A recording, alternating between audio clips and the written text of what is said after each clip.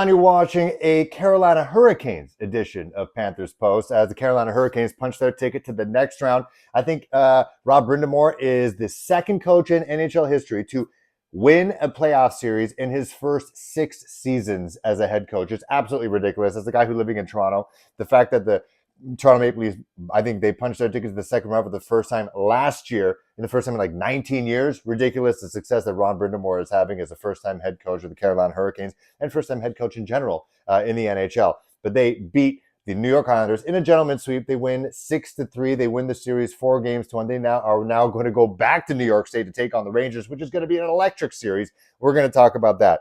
But we also got to talk about the fact that the Carolina Hurricanes, their whole hashtag this year is cause chaos. The towels that they gave to everybody at PNC Arena was literally be the chaos. Very Joker-esque, Dark Knight type situation, or be the chaos. But honestly, if you had a picture of chaos in a dictionary, it would be the Carolina Hurricanes. If they had a list of all the things that would be chaotic and put fans through an emotional roller coaster of a ride, it was that game, Game 5 at PNC Arena. It was the most chaotic game I have ever seen in my life. Maybe supersedes the one where they actually fell back down 3-0 and then ended up winning that game. I believe that was in Game 2. It somehow superseded that somehow. But it started off, Carolina Hurricanes coming up hot. There were criticisms, and there still are, really, if you want to be honest, but the Hurricanes have not played their full brand of hockey for an entire game in these playoffs, and the New York Islanders made them pay for it a couple of times. They are, if you want to say it, lucky with a capital, maybe lowercase L, that they only lost one game in this entire series. But when the Hurricanes score, they score in bunches, especially in this game with Turbo finding the back of the net, beating the Islanders goalie, and just at a ridiculous angle. An angle that, you just take that random shot. It's like when you play beer pong and you're just goofing around, you've had a couple pints already, and then you just take a stupid shot and it gets in and you win the game. That's what it felt like. And then soon after that, Svechnikov, I think the Hurricanes got to lead the NHL and deflected goals in the NHL, at least in the playoffs. It's just ridiculous stuff coming off an Islanders player, but still, it counts. The Islanders, though, as they did throughout the series, they don't really get blown out much. They make you pay. They got that, Long Island grit. They do. They're kind of like their GM, Lou Lamoriello. They look gritty. They kind of look like trolls. They'll fight you back. They won't make it easy on you. But then after that, this is when I knew that things were kind of going the Hurricanes' way. They had the fans on their side. They had a penalty shot to Evgeny Kuznetsov, who took his darn time. I think my kid now can know how to speak fluent Cantonese now because of this. He took that long. But it was worth it. Hurricanes take the 3-1 lead. But you had to know, just knowing this series, especially if you're just looking at any of these series in the NHL, 3-0 is the new 1-0. If you have a 3-0 lead, it's not going to last. So what happened in the second period, the Islanders, they just kept chipping away. And with the dying seconds of the second period, and this is when I thought, okay, maybe we're going back to Long Island. They're going to stretch this out to 6 games, maybe 7. With the goal that made it a tie game, tied 3-3. Frederik Andersen just literally slipped. These guys play on ice, professional ice skaters. He slips on the ice. It is an empty net, basically. And then friggin' Kastikis finds it back in net, just fires a shot. No contest whatsoever. Frederik Andersen literally just, when they say they could fall on his head, he fell on his butt. And it's not his fault. It happens. And then we got a tie game going into the final frame. And I would have loved to have been a fly in the wall with Ron Brind'Amour. Just see what he has to say. He's a very cool and calm, collected guy, but he also looks like a dude who could bench 350 pounds and squat 260 50 times. He'd probably squat 600 once.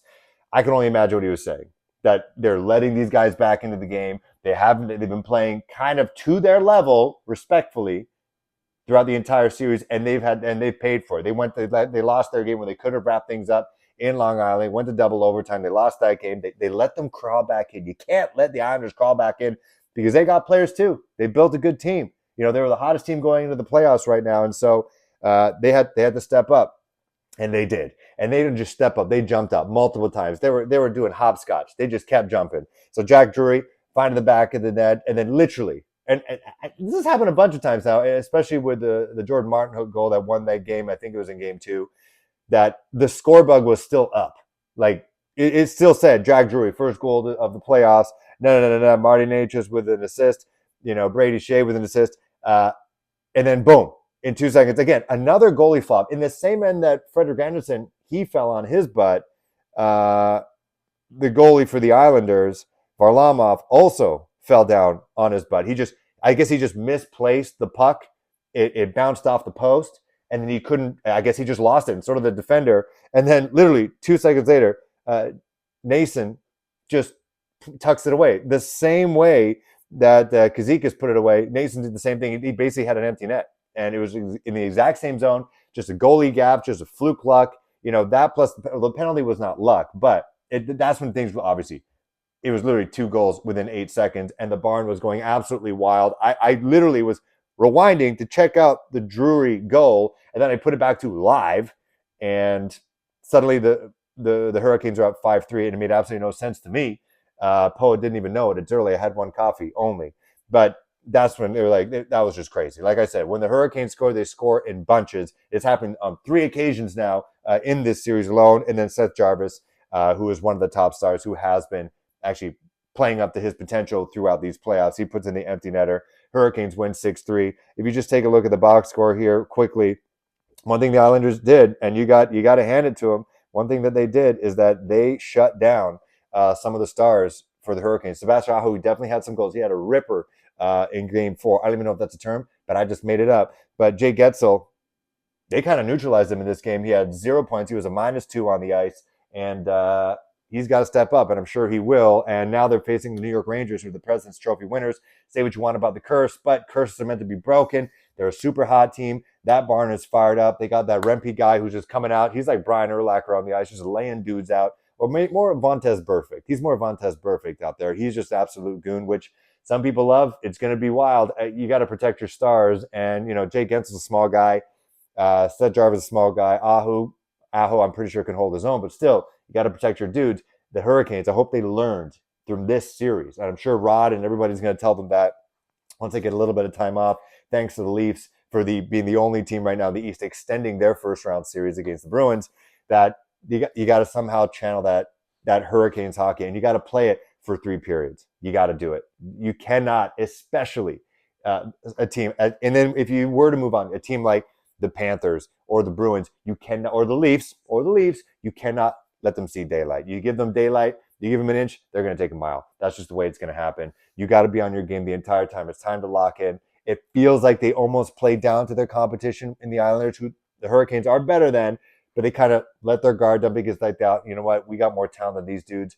Even if they do tie it up at 3 apiece, we can still find a way to win the game. That is not going to happen with the Rangers. That's definitely not going to happen with the Panthers. It could happen maybe with the Bruins and Leafs if they do advance. But one thing at a time. Rangers, they're a darn good team. They got to play their game. They got to maintain. They got to be consistent. But now they have some time off. You're going to want to hope that the Leafs and Bruins go 7 just to give everyone some time. But maybe not too much time. I'm just thinking about this out loud. You don't want too much time. You don't want to be rusty, because that's what happened, because they rested their stars in the last regular season game. And then in Game 1 against the Islanders, it took a while. It took maybe until, you could argue, last game or literally this game for the team to actually come out firing on all cylinders, to actually play their brand of hockey for an extended period of time, minus the second period. It was Frederik Andersen keeping the team in the game. So they need to focus. They need to play their brand of hockey for 3 straight periods, and it should be an insane. I'm saying this thing is going no less than 5 games, no less than 6 games. It's going 6 or 7 with the Rangers. It's going to be a bloodbath, especially if Rempe on the ice. They need to find their goon. The Carolina Hurricanes do. I suggest it's going to be D'Angelo, smaller size guy, but I think him, friggin' Martin Hook, Stahl's got to show him that old school veteran giant presence and just show this guy who's boss. I'm super excited about this series. Let me know in the comments below, how do you feel the Hurricanes Rangers series is going to go? I think it could be Hurricanes in 7, or best case scenario, Hurricanes in 6, and they win at PNC Arena. But if it's going to be Hurricanes in 7, it's going to be at MSG. It's going to be wild. It's going to be crazy. Cannot wait. If I can somehow get tickets to this is a series I do not want to miss. Let me know, how do you feel about the series against the Rangers? How do you feel about the past series with the Islanders? Who's got to step up? Who's got to do more? Let me know. Subscribe. I already said that. Spread the word. I see you guys.